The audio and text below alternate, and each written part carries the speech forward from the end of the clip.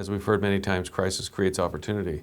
We have an opportunity to fundamentally change how we do corrections here in San Mateo County. Our jails are at the breaking point. They are severely overcrowded. We are housing many more inmates than these facilities were originally designed to house. And we're housing many more inmates than is permitted by state regulation. We've done a needs assessment, and it's going to help us guide what we need to do in the way of the size of a facility. We're also looking at doing it a little differently. We have the McGuire facility. That's a high-risk facility. What we're looking to do is replace the women's facility, but expand it a little bit, because not only would this programming be done for women, but also for men, because these will be the medium to low-risk individuals. And so, yes, it might seem a little bigger, but a lot of that space will be the programming.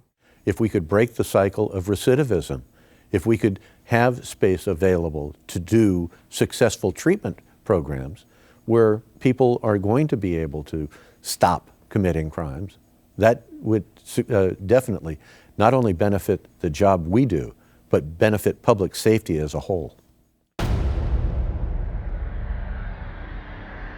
Well, the Choices program is really built on the Delancey Street model, and I think it's a wonderful program. It does go through job skills and life skills, and it does try to help people with self-esteem. Choices has been a tremendous help to us in the management of the jail, especially being so overcrowded. The inmates that are in Choices tend to be more well-behaved, so they're not acting up as much. They are learning life skills, they're learning some just basic skills that we take for granted. You know, people talk about the Choices program in the women's facility.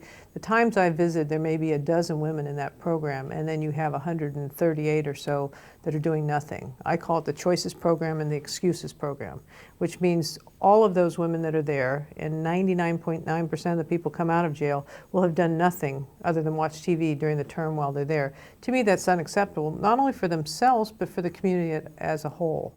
Recent studies have shown that Choices graduates are 2.6 times less likely to be rearrested than those who have dropped out of the program. I think that's an impressive statistic, and it just goes to show that programs like this really do work. The men's facility currently operates at 141% of capacity. The women's facility operates at 171% of capacity. And I think it's interesting to note that overcrowding still occurs despite programs that allow qualified offenders to participate in alternatives to incarceration. Jail overcrowding presents a number of problems.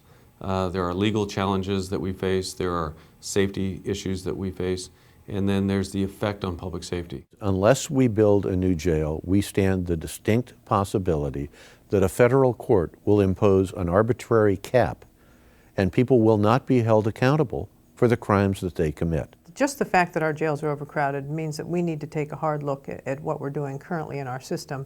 But also at a state level, they're overcrowded. There's potential that they may send inmates down to us. There's a 3-judge group that's looking at all the overcrowding throughout the state, and they may, sanction that we have to let people out of our facilities, and that's really unacceptable to the public. We have not determined yet where the new facility will be. That's the process that it's part of the planning process. It's a very long and involved planning process, and right now what we're doing is we're looking at sites all over the county to determine what would be the best location for this facility. Now, from a practical standpoint, the farther we get from kind of the center of the universe, which is the Hall of Justice, where the courtrooms are, and McGuire, where all the bookings occur, and where our main medical facility is, the farther we get from that, the more expensive it is to operate this facility. I believe that people who commit crimes, who victimize people, should be held accountable. And if we do not have adequate jail space available, then the public will continue to be victimized. And the function of a jail is to take people who have violated the law and take them out of the community and lock them up so the community is safe. And when you take away everything else, we talk about treatment, we talk about trying to change people's lives, and that's an important function of what we do. But the number one function of what I'm entrusted to do is when someone breaks the law, I need to have space in my jail to accept that prisoner, to get him off the street, and to protect the community.